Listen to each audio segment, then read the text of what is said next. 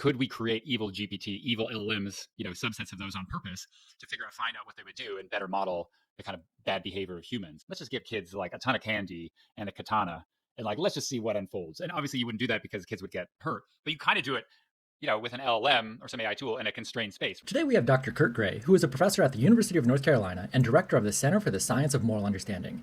He's published more than 120 scientific papers and 2 popular books, including Outraged: Why We Fight About Morality in Politics. Kurt is one of the world's leading experts on moral psychology. In fact, I first met Kurt at a conference where he was debating my PhD advisor, John Haidt, over whether having sex with a dead chicken is moral or just plain weird. And somehow, that's not even the most interesting thing that Kurt does. So it's a real treat that we have Kurt here to join us today. Hey, Kurt. Hey, Matt. Thanks for having me on. Obviously, you have to bring up the chicken example. That's like the story and trade of moral psychology. So appreciate that. Yeah. So today, Kurt is studying technology and the role that technology plays in morality and how we might be able to use technology to understand morality. One paper that he recently published looks at how we could use large language models to help us study people at different points in time. So instead of being limited to studying the morality of people here today in 2024, he trained these large language models based on data and text from different periods in time and used that to try to understand the moral reasoning and moral values of people at different points in time. Kurt, do you want to tell us a little bit more about what you did there? Yeah, sure. And I should say I'm, not the first author. That's Michael Varnum. And so I don't have any technical skills to do any of these things. I've deleted every statistical software program off my computer, but I'm happy to talk about the general idea and what it means for doing science. And so the general idea is we have LLMs and they are, constructed from lots of text, typically in Western society in modern times. And then we have some other papers that show you can use LLMs to simulate participants. So if you want to see what an effect might look like or run a study, but you don't want to run actual people just yet, you could just plug it into an LLM, ask the LLM to act like a participant, and it will give you solid effects. I mean, similar to what a person would give. So for instance, we have a study that shows if you ask LLM questions about moral judgment, GPT-4 Turbo, I think, gives you ratings that are correlated 0.95 with people. I mean, that's insane. We thought it was going to be lower, and then we tried to figure out how to make it higher, but it started out super high, and so we're like, okay, let's just publish this effect. But those, I think that's an incredible finding. It's interesting, but those are kind of like people, undergrads living today that we asked. One criticism is that we are too weird. That we're focused on Western, educated, industrial, rich, democratic societies. We what do Americans think? But we don't get other places like the global South and so forth. But another concern with participants is that we only get participants who are alive today, right? Pretty obvious, right? But you can't give a survey to a dead person. If I start a company on this, that'll be the tagline. You can't give a survey to a dead person, but now you can. I mean, you could give a survey to a dead person. I don't know that they would respond, but you could still give it to them. That might be a little weird. Right. And depending on which psychologist you ask, that might also be considered immoral. I have studies on ghosts. I have studies where people stand on graves. I have a study where we ran a seance in the lab. So my first grant was on perceptions of immortality. And yeah, we had a seance and a ghost in the room, people thought. But I digress. So, dead people don't fill out surveys typically. And so here's a way that you can make dead people fill out your surveys or run the Milgram set, whatever. And so you construct a custom LLM from some society's writings, back in time. And then you use that LLM to tap the kind of intuitions, the psychological impressions of that society. And so that's the idea, right? You construct a pool of participants from this LLM, from these writings, and use that LLM to assess what it's like to live in that culture, what they think, what they feel, etc. Cool. So it feels weird turning to a large language model, essentially like a neural network or basically a mathematical formula to tell us about human morality. Why is it so good? Well, when we write about this and we're like, well, in the present or in the past? So all we know right now is that it's really good at making human-like moral judgments in the present. And those are American, undergrad, whatever, about things like sex with a chicken, about things like, but So everyday hold things on, too, hold on. right? What does ChatGPT say about having sex with a dead chicken? I think this is the Clifford. This is the Clifford battery. I don't know if there's sex with a chicken. There's definitely eating pizza off a corpse, which is a great example, I think. And not typical of human morality, I think. But I think GPT says, I don't know, like people, it's like it's not, like murder, but it's probably worse than taking the bus.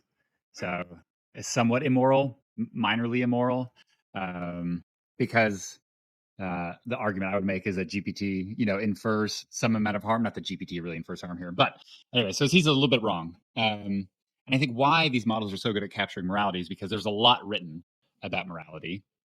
It's out there, and I think it's such an important topic in books and articles that it's easy for GPT to simulate what we think.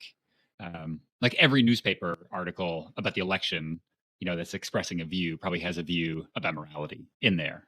So yeah, it's really good. In fact, we have another paper under review that shows that GPT Turbo or Turbo is better at explaining moral judgments than Kwame Appiah, the New York Times ethicist. So people can tell it's GPT, but they're like, GPT is still better than like the world's most famous ethicist. So go LLMs. Do you have any sense of why that is? I mean, it's transcended humanity. Okay. I think because, Are because you are again, you it's a, calling ChatGPT the Buddha? that's right. I just say the prophet. I'm very non-dominational.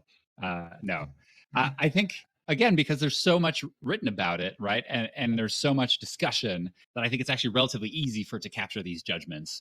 I mean, if you think about legal books, you think about religious texts or like commentaries on religious texts. There's a lot out there for centuries, and so I think it's actually pretty easy for GPT to come up with these things.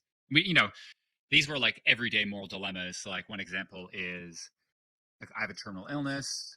I'm not sure I should tell my family because I don't want to ruin their like last year with me. Should I tell them? And so Apaya and also GPT give like a very reasoned response. These are not eating pizza off a corpse kind of things. But then again, those aren't really moral trade-offs either because like no one's like really pro corpse pizza. You know what I'm saying? I speak for yourself. That's right. That's right. I know what you do in California out there. So essentially, you're saying you and your colleagues have created a time machine that allows modern day social psychologists to go back and be social psychologists even before we had the tools to really study, or even the field of knowledge to study what people value and how they make decisions. Well, we haven't made the time machine yet, although Muhammad Atari, I think, has some really good example of historical LLMs, we call them. Yeah. So I mean he's a cross-cultural psychologist, worked with John Hyde a little bit on moral foundations kind of stuff, but I think of him more as like a kind of like general moral historical psychologist. So I think he's got some stuff, but this is just a plan. So we just like sketched out the flux capacitor basically, but haven't made the DeLorean. Do we have a timeline for that? I mean, again, I have no technical skills, so I'm not the one who's going to, acquire uranium and try to build it. But I think probably the hardest thing to do is getting the text, cleaning the text, getting the text input to these LLMs. And I think once you do that, I think it's fairly trivial. As much as I can say, it's trivial for someone who has like no skills on this. But I think once you get the text, it's pretty good. I think the text is kind of interesting though too, because oftentimes you think of these historical texts, like no one's tweeting, right? No one's tweeting in like ancient Japan. No one's blogging in, I don't know, Mesopotamia. And so the texts that are produced are by like a very elite literate class that's making books and it's maybe commissioned by the ruling class, or they have explicit like not propaganda but maybe like normative claims about how you should, like Confucius, right? You're reading Confucius isn't like I just woke up today and was thinking about the birds outside. It's not like naturalistic text. It's like this is how you should live and be a good son, so forth. So I'm not sure exactly what it'll tell you about the intuitions of the everyday people living that day, but I think it's better than we have now. That's an interesting point because certainly like writing and communication has become more democratized over the last number of centuries because before the printing press it was astronomically expensive to learn how to write and actually have the tools to do so. So Are we essentially replacing the Western, educated, industrialized, rich, democratic weirdos that many social scientists study today with an even richer, more educated, more industrial group of people when looking in the past? And what does that do to like what we can infer from those data? Yeah, I think great question. So, I mean, probably not industrial, right? But certainly super educated for, well, maybe all the things, right? Like within the culture, right? So within a culture, they are like the most, weird. But I think compared to our culture, they're less of all those things. So it's maybe just like a relative versus absolute kind of comparison, right? But I still think, right, like, so one of the projects we talk about in the paper is about ancient Chinese conceptions of love, and so there's a lot written today about love in the West and Shakespeare and love songs, whatever, right? Like every song out there is about love. And so it's interesting to think about, like, well, how is that conceived in the past? Is it like romantic love? Is it similar, right? And so I think you can not only figure out how things were, but also come up with and test hypotheses about like universal psychological truths across time or whatever. Okay. Yeah, I mean, I think, I've been interested in tech and robots for a long time. I have this paper way back on the uncanny valley before it was cool, creepy robots before it was cruel.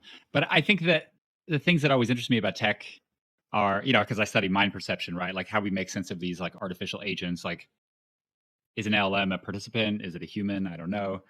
And then obviously you have to think about whetting the interests of moral psychology, which is always about like weird, deviant sex behavior and AI. Then it's questions about marrying your sex robot or replica, like how much do you owe your AI lover, things like those relationships, right? Like these deeply human things with AI. Or my collaborator Sam Yam and Josh Jackson have this paper on like robot priests in Japan. And so I mean it's like, could you have a robot priest? That seems kind of funny, but I think there's all these cases where I and robots are really agents of replacement. They are expressly designed to replace people, mostly, sometimes animals if you have robot pets, but mostly people in various roles. And so like used to be like workers in factories and maybe car, right? Like pulling you around. Right now we've got machines, but now it's like we've got nursing home staff, you've got relationship partners, right? So people in all these roles where you really had to have people, now you can have machines. And so the question is like, where does it end? Does it ever end? Are they just as good replacements? And then how do we act to that process of replacement? Because normally you don't like your jobs getting outsourced, But like what do you think if you're like, relationships are getting outsourced?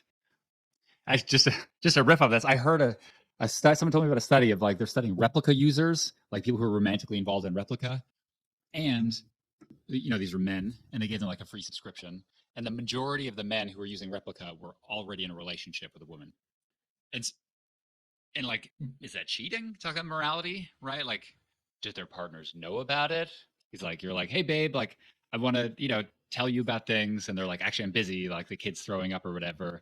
And you're like, oh, like I want emotional support, for my like sheltered ego. And so I like, hey replica, like tell me I'm the greatest man alive. And she does. Like, I don't know if that's moral or not. Uh, uh, Just what is replica? Oh yeah, right. I like that you're covering. You're covering. No, replica is like the is an AI chatbot like girlfriend. I think there's probably boyfriends too. I think you could do of any sex or gender. Now I like I that think it's you're like, playing that you don't know that. yeah, sorry. Totally. But I think it's, yeah, and I mean, and these profiles are owned by people, right? So these people like get attached to Replica, and then Replica has some big update.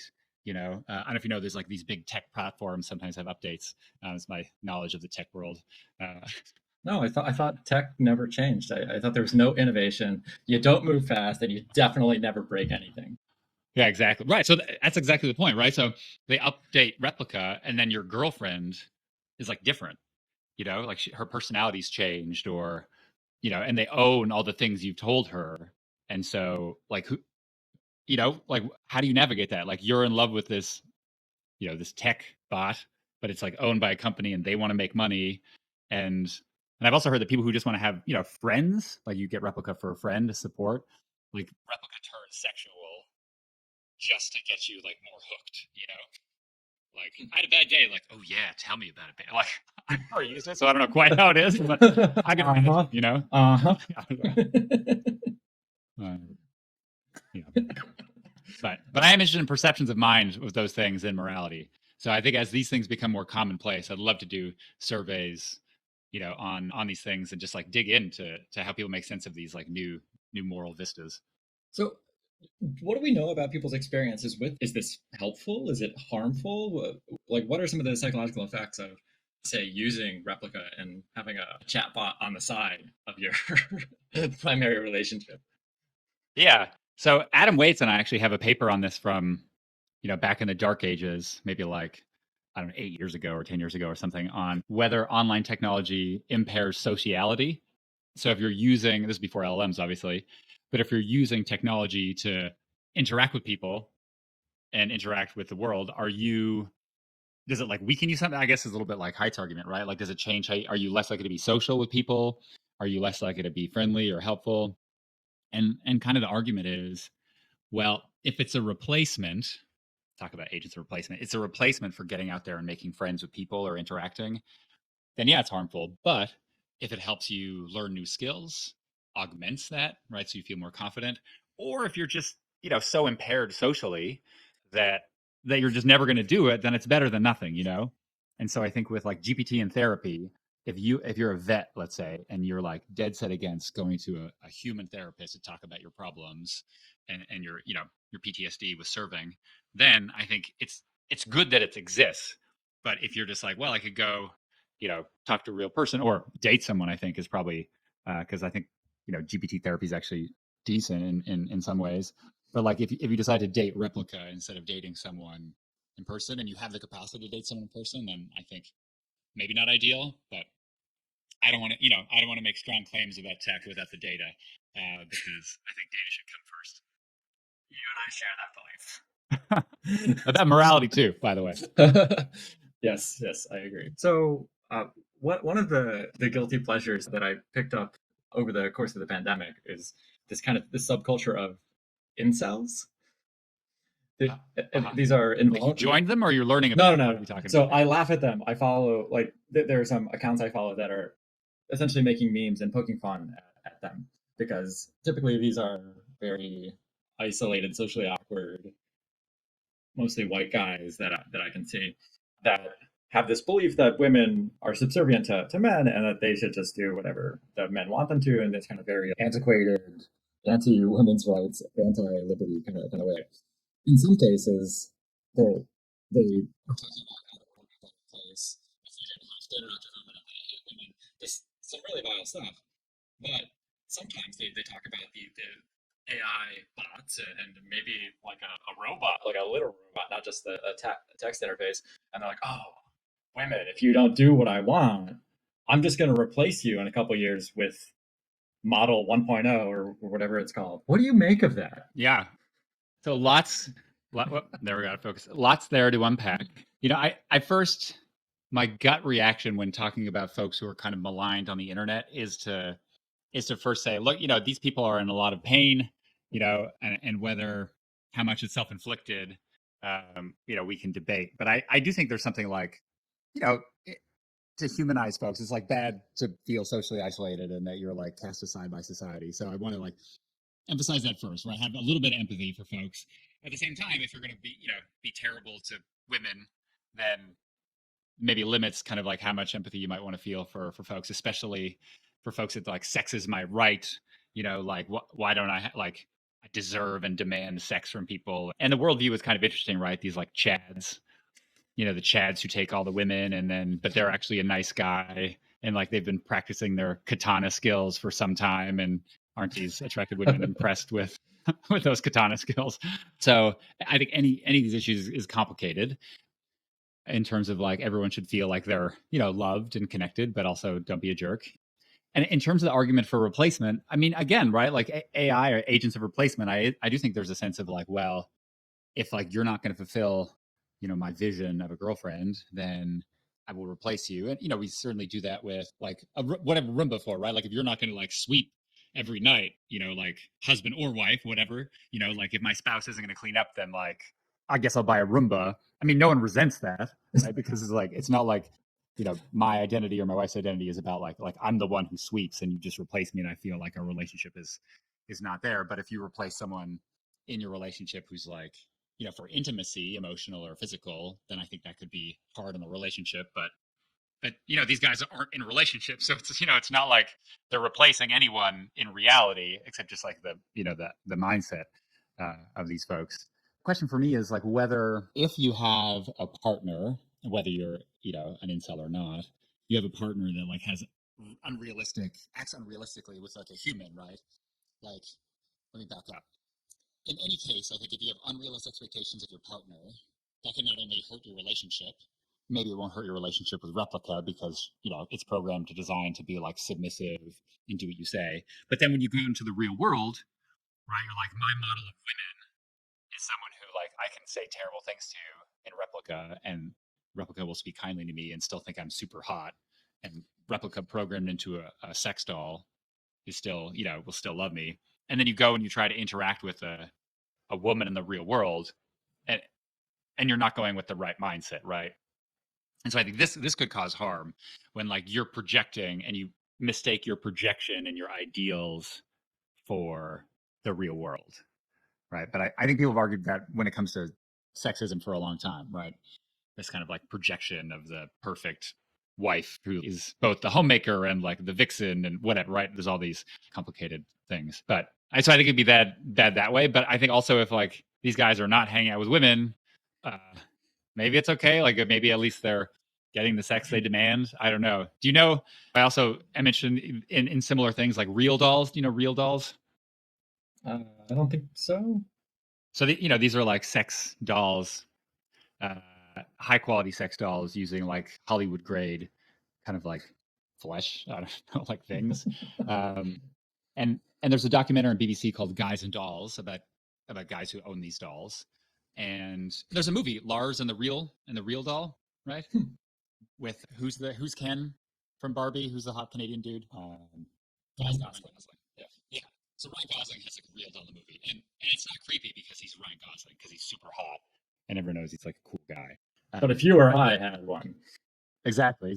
Or these gentlemen in this documentary, right? Like, these are folks who are kind of social misfits, but you can tell when they're interacting with them, they're looking for love and connection. They don't have it, and they're kind of sweet to their real dolls, in a way that's still kind of unnerving and gross a little bit, right? Like one guy's like, "Oh, she's asleep because like we had an exciting morning this morning." And you're like, "Okay," like you just made love to a real doll, and I'm like that's fine, but like it's just weird to think about.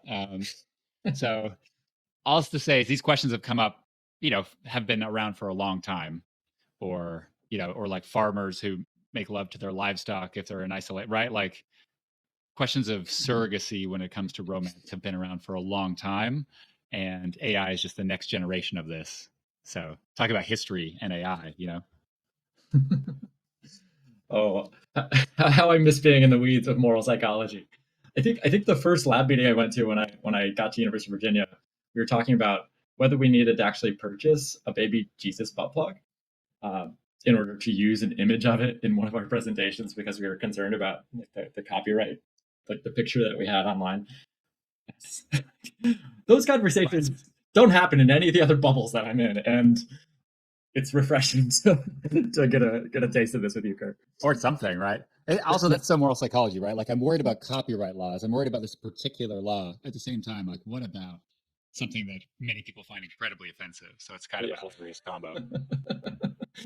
Yeah. So with AI and some of these new advents, like these real dolls and replica partner, like pseudo partners or AI partners, but like you said, there's some potential benefits, and it can also be harmful if you're replacing actual human connection with these fake ones.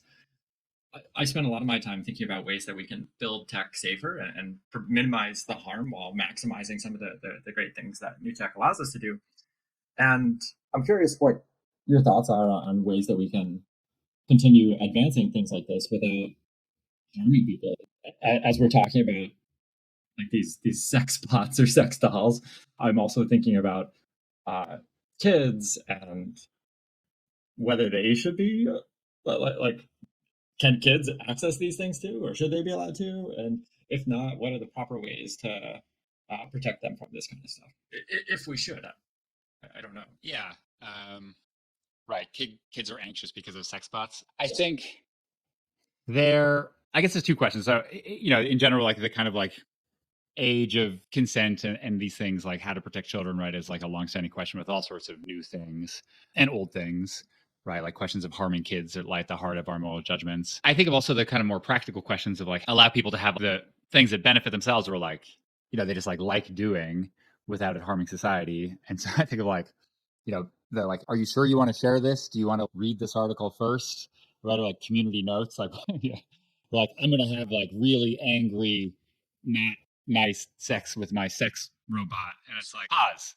Are you sure you want to do this? Because this could like lead to unrealistic expectations and like lead towards violence towards women. Like, could there be a pop up for replica? Like maybe, like I don't know how well these things might translate. I guess the broader scientific question is like one way you could maybe help people is by letting them know that these entities are not human, right?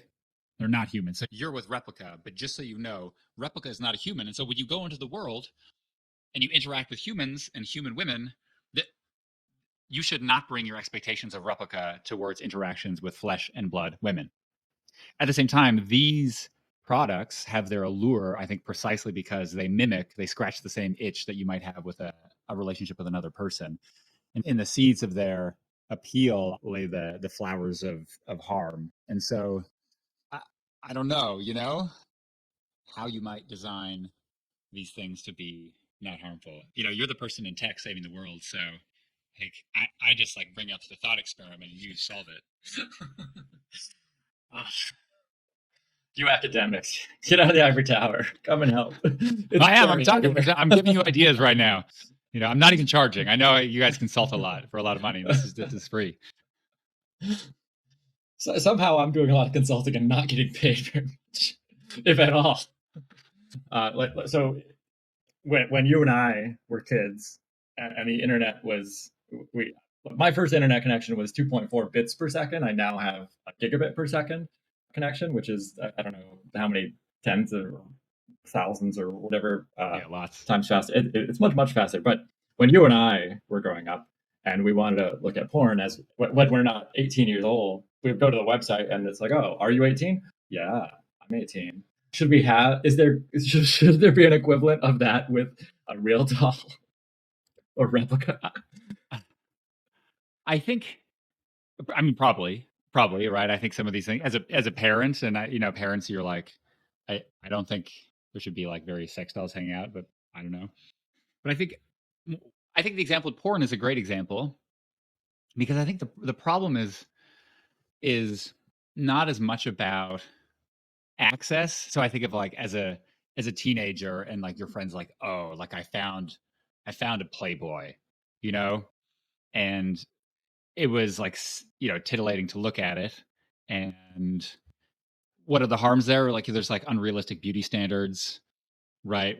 When it comes to like thinking about women in the real world. And I think that those are fair concerns. But I think as porn has moved on the internet and it's more about movies and it's been more stylized, I think there's depictions of sex that are just not true and that I think are bad for everyone, I think it's like rougher. I think like where's the emotional connection, right? So I think the kind of like good parts of sex have been like taken out of it to just been this like really mechanical, gross kind of thing. And maybe those kind of depictions, going back to incels, is like kind of like given rise to like people's expectations of sex, right? Instead of being depicted as like, oh, I love this person, or it's like awkward and fumbling and let's try to figure it out. It's like I'm the man and like we should have this like weird passionate sex with at least like four positions or whatever. And so I guess to answer the question, I think that there should be like more of a concern about the content of these things than just like pure access. But maybe that's old fashioned. I don't know. And from what I know, and from what many of the experts that I work with, whether it's at the Integrity Institute or some of these other kind of civil society organizations, nonprofits that are dedicated to safeguarding tech and building new tech products more responsibly, the problem is really on kind of the distribution side, and it's within the product and how they make decisions on what kinds of things they should be prioritizing and sending out to users or allowing to exist on their platform, much more so than whether somebody has access to it or not. And this is one of the big issues with a lot of the debate going on right now with age verification, where it's like, okay, so if magically you're able to verify someone is underage, under some arbitrarily determined age, then they can't access it. Like, that policy push doesn't actually hold the companies accountable. It doesn't make the products better. It just means that some people are still going to get the horrible thing. And Right. it's kind of a weird push because it's putting the pressure or the onus of these bad things that could easily be fixed with changing some numbers in a ranking model, and puts the onus on parents or on teachers or on the kids themselves, as opposed to holding accountable the companies that are building these LLMs and maybe not being very careful in what kind of text they're allowing into the training set, or what some of the harmful things are that we know are likely to go viral on social media. So how do you see that applying here with these AI things you're talking about? Yeah, I mean, I obviously have a lot less expertise with what tech companies are doing. It definitely seems to be the case that it is the the product or whatever, right? The particular videos about, pornographic videos or things you might be reading, whatever, right? The tweets that are going viral, as you say, or the communities you can get a hold of, like a pro Anna community to encourage anorexia, things like this, or like the gym bro, right? Similar kind of thing for men. And so I think companies need to find a way to I think companies need to find a way to make that content less, not accessible, but as you say, like less ranked. I think what companies need to find a way to do is using LLMs to automate the kind of oversight of these things. I mean, this is something I've been thinking about a little bit. I was just at the Psychology of Technology conference in Boston. Like Ravi Iyer was there, and a bunch of other folks, folks from Microsoft, folks from Google. And, on their mind were questions of protecting kids from dangers, especially with LLMs. And so we know that LLMs are good at capturing human morality. You can program in, kind of human morality to LLMs or extract it from LLMs, and you can have LLMs look at the output of LLMs, presumably before it goes out, right? So you could have an LLM basically like make a moral judgment on a particular set of text going to a kid, and given the particular scenario, and it could decide whether most people would think that's immoral. And then, right, like, isn't that a reasonable way to make sense of things? Because you're like, oh, I wonder if people are going to think this is immoral. It's like, well, guess what? LLMs can do with 95% accuracy. And so just get them to do it before you say something, right?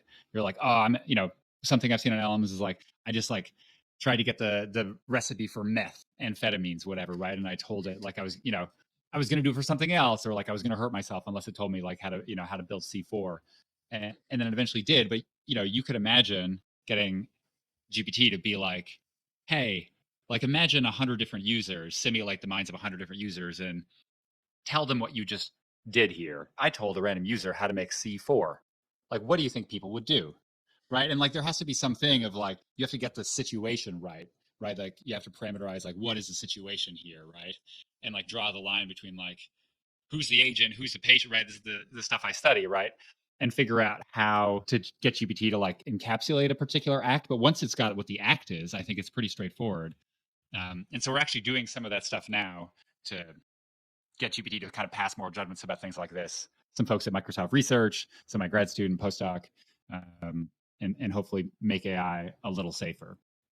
Yeah, there was one of the challenges though with these models is that they're trained with a whole, whether it's text or video or imagery, so they're trained on that, and they don't necessarily know what the use cases are going to be.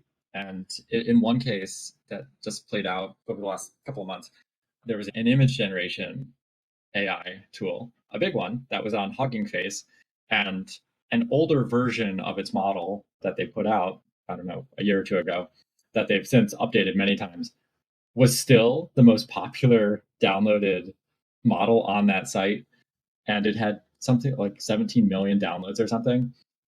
So people could run it locally. And the even though that model had been replaced by many better models by that same company, people still preferred this older one. And when some of my colleagues they dug into it, they realized that that model hadn't properly filtered out the training data that could be used to like see child sexual abuse material. Oh wow. So this model in particular was being used to create a bunch of like simulated or AI generated CSAM. And the company pulled its model down with no explanation after my friends they published their op-ed and reached out to the company. But one issue though is because their model was uploaded to this open source site called Hugging Face, it had been forked into I don't know how many other projects, but it still exists and it's being used by a lot of these offshoots that you started with the code base of this problematic. So it's a real challenge trying to be mindful of all of the potential harms that could emerge from these models that are like they train them, that they're smart, they kind of figure things out and they respond to what they're being asked for. And that like this is one of the things that makes me interested in psychology and social psychology is that you can't predict what I mean. In some ways, we can predict what people are going to do, but in other ways, we also can't. If I release a tool and however many billions of people have access to it, I could probably come up with a good number of the ways that they might try to misuse it. But we're all kind of like the blind men surrounding an elephant, touching it, and it's like, okay, so all right, there's not going to be any tusk-shaped harms that come out of this thing, but there might be a tickly tail or one of those big feet that comes and stomps on somebody. So I don't know if you have thoughts on ways that we could maybe be more comprehensive in kind of forecasting like what these harms might be, or if there's some kind of a model that you've been coming up with, just like a mental model or a theory of ways that we can think about the potential misuses of some of these tools. Yeah, I mean, it's a very interesting example, right? We're very devious apes, our species. I mean, could it be the case that the strength of LLMs and GPT is like they're, idea generation, they can like inductively come up with lots of different things. So if any technology we have available can like help figure out what some of these use cases might be, I mean, possibly it's LLMs. I wonder, bridging with the idea of historical LLMs later, specific LLMs, like could you get LLMs built off of, like, let's say you scrape, and this is like would be a terrible, terrible task, like a deep pit of sadness and depravity. But like, if you scrape online forums at all related to kind of like child pornography or exploitation or pictures or things like this, and build a custom LLM of like these, abusers, could you get it to predict like what it would do in a circumstance, right? Like I don't know if that's the case, but like imagine for GPT in a sense like policing itself, you get lots of different users, or like, like a jury in a sense of like you've got like the child pornography GPT instantiation, you've got the radical homegrown terrorist, you've got the Mormon pastor, you've got the kind-hearted teacher, right? You've got all these people, good and bad,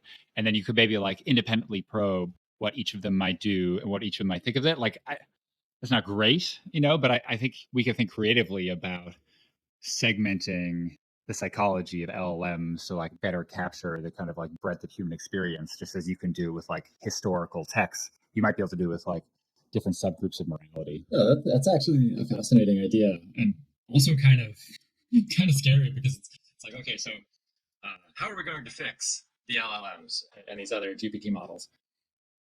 Oh, let's let the LLMs and the GPTs fix themselves.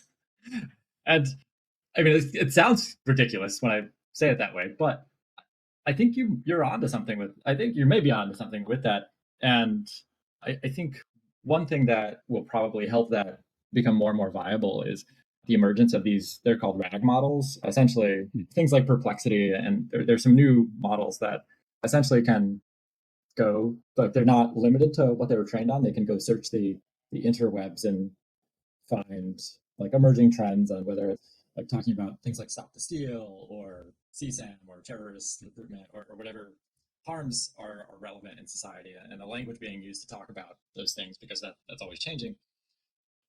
And then using that as kind of an on-the-fly moderator of Midjourney or Stable Diffusion or ChatGPT or Claude or whatever. I think that's an interesting idea. One other thing is that we often What was the model that like was created and then immediately was like trained on Twitter and immediately became an asshole? Was this like Google's like DeepMind something? Or I, bar. I don't I'm not sure which one it is yet, but yeah. Yeah, so I think it's interesting because we're so concerned about making AI not evil, fair, right? Like we don't want a particular instantiation, like a global instantiation of GPT to do evil things. There might be value in again creating some evilness to see how it works, right? Like so psychologists not only study everyday people, but you also forensic psychologists study people who are like prisoners, right? Who are pedophiles who who do bad things, profilers study serial killers, at least in the movies or whatever. And so could we create evil GPT, evil LLMs, subsets of those on purpose to find out what they would do and better model the kind of bad behavior of humans instead of like, oh, we want GPT and LLMs to be, moral totally, but you could also use the, like what are they called, like white hat hackers, Hmm. like that, just like you're the evil GPT now, and we're going to see how you unfold to better predict use cases and problematic behavior by human users. Well, isn't Evil GPT just called Grok 2? I don't know these models. Oh, so Grok 2 is the generative model that Elon Musk has on Twitter. And this one, like, it's the one that was used to generate these pictures of like Kamala Harris holding like big military grade like guns, and Donald Trump and Elon Musk making out and doing all these things that are basically all the things that a lot of people are afraid that like these new tools will do, but mostly they haven't, except for Grok 2, which Musk is very proud of. That's funny. Yeah. I mean, I guess, yeah, you don't want those like big scale LMs or AI tools to do bad things. But I think when you're testing them, if you're like, well, this is what someone would do in this case, you can use GPT or LMs to test that. And then if you want to police itself, you could be like, well, where would you take this? And just like you sometimes see what kids will do, right? When you're raising kids, you're like, well, let's just see what happens here if this is a bad idea, right? Let's just give kids like a ton of candy and a katana and like let's just see what unfolds. And obviously you wouldn't do that because kids would get hurt. But you kind of do it, with an LLM or some AI tool in a constrained space, right? You're like, and then we let AIs do this and like they did terrible things. Yeah. I think that this is fascinating, especially like I'm going back to the studies that you did looking at the moral Turing test and this idea of potentially LLMs performing better on some moral reasoning tasks and moral evaluations than humans or even some renowned ethicists. So, as a moral psychologist, what do you make of all these new tools? These aren't people, but I mean, they're based on people. Is this something you're fearful of, or is this just another change that we should not be afraid of, or what's your take? I do think it's a change like any other. And so we shouldn't wring our hands so much. No need for full scale moral panics, just yet at least. But I also think that these are special in the sense that like you're interacting more like humans, and the more that these technologies approximate humans, the more likely there is to be like spillover or bleed over. Sometimes that could be bad, right? Again, if you're like doing depraved things to your replica doll, maybe that will make you be nasty to other humans. But there could be other ways too, right? You could be practicing. It could just be like a way of recreating. Like I think about video games and the number of hours I spent as a kid, like playing, stupid video game, or even now I play Halo now, and it's kind of like an old man thing to do now. And you're like, it's a first person shooter, and like, is that terrible because there's violence, but there's no blood, and it's like kind of campy violence. And then at the end of the day, like I've made friends with a bunch of other middle-aged dudes, diverse political stripe, and we like chat while we're playing online. And so now it's like a tool for social connection, even though it started out like, in the minds of many as like this evil thing. And so will people eventually just go back to our baseline of like trying to connect with other people, trying to live our lives as social beings, and like whatever technology that is, we'll kind of figure it out. I don't know, but I'm not super worried just yet. I have two kids now, a 5-year-old and a 7-year-old. And I think there's research on this, right? There's research that shows having children makes you more likely to morally condemn like ambiguous transgressions, right? You're so focused on protecting like moral patients, these like vulnerable children. Now you see these like ambiguous things as like more harmful, more threatening in all sorts of ways, right? So it used to just be like, yeah, sure, if you want to smoke weed, just smoke weed, because to each according to their own, but now if you have kids, you're like, whoa, you could like ruin your motivation. It could like hurt your developing brain. Like, I definitely think I'm like more not as pro drug as I used to be as a college kid, let's say. You know, I see like it's a complicated issue, and I could see how drugs are bad and okay sometimes. And so I think with tech, it's the same kind of thing, right? Like, I'm like, I don't want my kids on like websites where they like have body image, or they like learn to interact in like ways, or like it seems like there's parties and they're not invited to, and like as a a teenage girl, it comes with all sorts of potential harm. So I think I'm less pro tech than I used to be, but I hope that we train them to use it well. And I just not going to give them a phone for as long as humanly possible, and hope that helps. I mean, my wife, Kristen Linquist, is a neuroscientist, and she actually has some papers studying kind of the stuff that John talks about, but like she's actually done the research on it, of like, the how social media use impacts the developing brain, in particular, like the reward of social posts for kids in junior high, kids in senior high. And I mean, it's not great, right? Like, it's not bad for everybody, but for certain type of kids with certain types of stimuli, it's bad news. And so I think we can't have a blanket ban or a blanket brush that everything's bad. But like, certainly, if you think that one of your kids is a certain way, then you got to be a little more careful. Yeah, and that's one of the unfortunate things that happens when we're catering more to like a popular audience, or we're trying to say something flashy that's going to get us more attention and help us sell more books, is that we come up with these very simplistic solutions like, oh, we need to ban smartphones, or we need to have an age limit. They must be 14 years old, or they must be 16 or 18 or 25 or whatever number they choose before they can use a smartphone, or before they can have an Instagram or whatever. Again, it's not actually addressing any underlying problems. It's just playing to an audience using basic like rules of persuasion, Bob Cialdini, like kind of Right. stuff.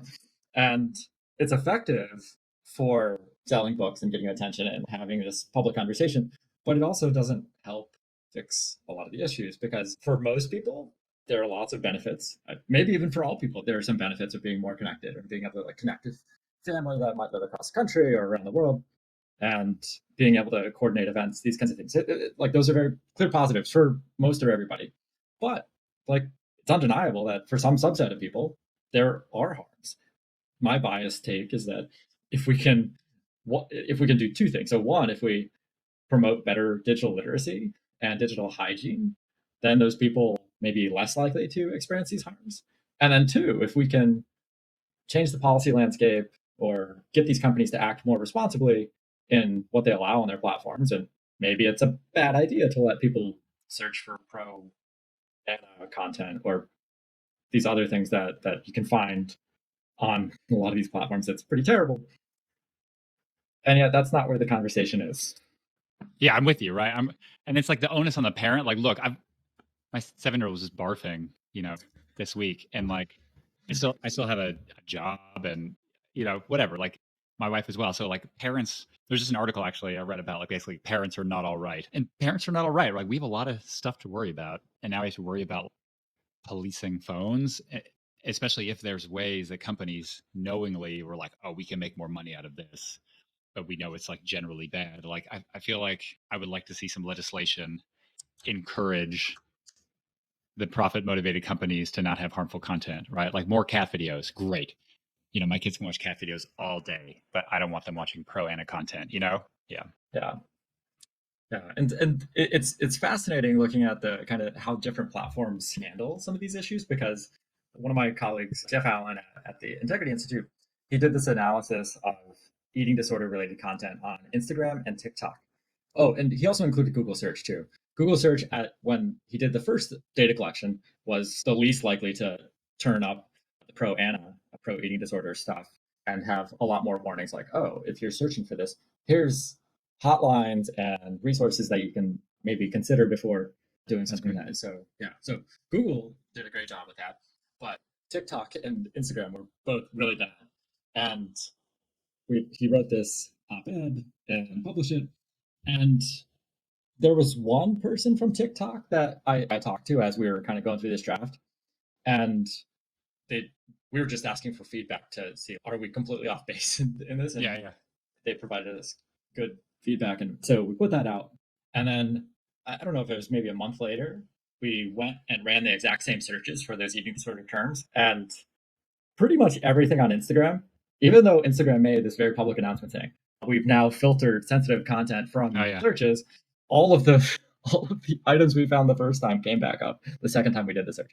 On TikTok, though, TikTok didn't make any public announcements about them making any changes related to this, but almost all of them returned either nothing or some kind of a like an interstitial or warning, like, "Oh, do you want help?" And I mean, in some ways, it's kind of like the personalities of these companies, where Meta likes to talk a lot, say how great they are, but then not be so great. And then Right. TikTok, and maybe this is just like because they're so concerned about being banned and kicked out of the country. I'd say, yeah. Who's to say? Yeah, but they like in my experience, they just kind of fix things, and they Wow. don't talk about it. They don't like get in your face and be like, "Hey, look at us," but they do seem to actually be making their product better. And like it's also kind of annoying for me because I don't understand short form video. Like I'm not their demographic user or targeted user, but like I'm kind of inspired by them fixing it for whatever reason. Yeah. Profit motive, whatever, I don't care. But to the extent that they're removing bad stuff, like yes, no, keep doing it. Have you ever tried to get Meta to have less harmful content on its streams? Have you ever thought about this? Oh, I mean, I only spent 4 years working there, and I don't know, the thousands of people on my team and different orgs. Like, we were told we were supposed to be doing that, but we weren't allowed to regress engagement with our launches. And the teams that were tasked with growth and engagement, they were allowed to regress things like misinformation or hate speech or bullying, as long as they were increasing growth. So even if we were able to, say, reduce misinformation in a half or a quarter, our sister organization in charge of engagement and growth, they would increase it by more than we decreased it. So both of our teams would be rewarded and patted on the back. We'd get bonuses and promotions. And yeah, hypothetically, we might have reduced misinformation by 10%, like views on predicted misinformation by 10% somehow. The other team, they might increase it by 20%. So the net effect is, even though we reduced it 10%, the net effect globally is that there's a 10% increase in views on predicted misinformation. But it could have been 20%. So right. Yeah, that's all right. So thanks to me and my team, it wasn't as bad as it could have been. It was just bad. Yeah. Right. Yeah. So there's something happening on Tuesday. I forget what it is. Oh, wait, there's an election. Shoot. And some people they vote based on their values. They based on morality. AI is this new tool. It's being used in all sorts of different ways, even more ways than I knew. Now, since before I talked to you today. Yeah. So, what are some of your fears and concerns and predictions of what's going to happen related to the election going into the next few days and few months? Yeah, it's a good question. I've been trying really hard not to think about it, to be honest, because it's such a, I just feel like a small piece of dust in the wind whirling around, trying not to, get buffeted too much. And so my hope is that everything is seen as fair and transparent, and it's seen as fair and transparent, and the American people have their say. I often, in my research and my kind of quest to bridge divides, separate my kind of like core conviction of humanizing everyday people and, deep convictions that whether folks vote red or blue, there's just so many people on each side that almost all of those people have to be fundamentally good. At the same time, I think there's also bad actors, bad foreign actors, bad domestic actors who are trying to rig psychologies, rig systems, whether those tech systems or policy systems to kind of like further their own goals. So I can see a tension between folks who are trying to do the right thing and folks who are trying to kind of help themselves. And I hope the former beat out the latter. Is that going to be in your new book that I think comes out? Is it January that your new book comes out? It comes out in January, yeah. So that book's about kind of like moral outrage, why we should not think about the conflict entrepreneurs, to use Amanda Ripley's term, folks who are trying to sow aggression and anger, and think more about the kind of universal human drive to protect ourselves. All right. Well, next time you come on, we will talk about your book. Great. Yeah. Thanks for having me on. Yeah. Thank you, Kurt.